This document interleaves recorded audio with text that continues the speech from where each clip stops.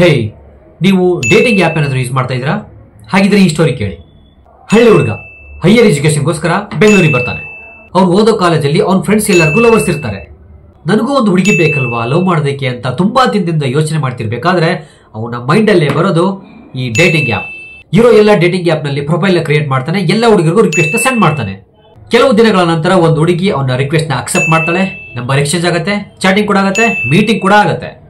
ಇಬ್ರು ಒಂದಿನ ಪ್ಲಾನ್ ಮಾಡ್ಕೊಂಡು ಪಬ್ಗೆ ಹೋಗ್ತಾರೆ, ಚೆನ್ನಾಗಿ ಕುಡಿತಾರೆ. ಆಗ ಆ ಹುಡುಗಿ ಹೇಳ್ತಾಳೆ, ಇಲ್ಲಿ ನಾನ್ಸೆನ್ಸ್ ಕ್ರಿಯೇಟ್ ಮಾಡೋದು ಬೇಡ, ನಂದೊಂದು ರೂಮ್ ಇದೆ, ರೂಮ್ಗೆ ಹೋಗೋಣ ಅಂತೇಳಿ ಇಬ್ರು ರೂಮ್ಗೆ ಹೋಗ್ತಾರೆ. ಅಣ್ಣ ಒಂದು ರೇಂಜಿಗೆ ಟೈಟ್ ಆಗಿರ್ತಾನೆ, ಇನ್ನೇನ್ ಸಿಗುತ್ತೆ ಅಂತ ಕಾಯ್ತಾ ಇರ್ತಾನೆ. ಆಗ ಆ ಹುಡುಗಿ ಹೇಳ್ತಾಳೆ, ನೀನು ಮಲ್ಕೊಂಡಿರು, ನಾನು ಫ್ರೆಶ್ ಅಪ್ ಆಗಿ ಬರ್ತೀನಿ ಅಂತ. ಫ್ರೆಶ್ ಅಪ್ ಆಗಿ ಬಂದು ಊಟ ತರ್ತೀನಿ ಅಂತ ಹುಡುಗಂಗೆ ಹೇಳಿ ಹೊರಗಡೆ ಹೋಗ್ತಾಳೆ. ಹೋಗ್ಬೇಕಾದ್ರೆ ಹೊರಗಡೆಯಿಂದ ಲಾಕ್ ಮಾಡ್ಕೊಂಡು ಹೋಗ್ತಾಳೆ. ತುಂಬಾ ಹೊತ್ತಿಂದ ಹುಡುಗ ರೂಮಲ್ಲಿ ಕಾಯ್ತಾನೆ ಇರ್ತಾನೆ, ಆದ್ರೆ ಆ ಹುಡುಗಿ ಬರೋದೇ ಇಲ್ಲ. ಆಫ್ಟರ್ 2 hours ಕಾಲಿಂಗ್ ಬೆಲ್ ಆಗತ್ತೆ. ಹುಡುಗಿನೇ ಬಂದ್ಲು ಅಂತ ಇವನು ಎದ್ದೋಗ್ತಾನೆ. ಆದ್ರೆ ಅಲ್ಲಿ ಬಂದಿದ್ದು 3 ಜನ ಹುಡುಗರು. ಅಲ್ಲಿ ಬಂದಿದ್ದ 3 ಹುಡುಗರು ದಷ್ಟಪುಷ್ಟವಾಗಿ ಬಾಡಿ ಬಿಲ್ಡರ್ ತರನೇ ಇದ್ರು. ಅಲ್ಲಿ ಬಂದಿರೋ 3 ಹುಡುಗರಿಗೆ ಹುಡುಗರು ಅಂದ್ರೆ ತುಂಬಾನೇ ಇಷ್ಟ. ಸೊ ಹಾಗಾಗಿ ಅವರು ಇವನ್ನ ರೇಪ್ ಮಾಡೇ ಬಿಟ್ರು.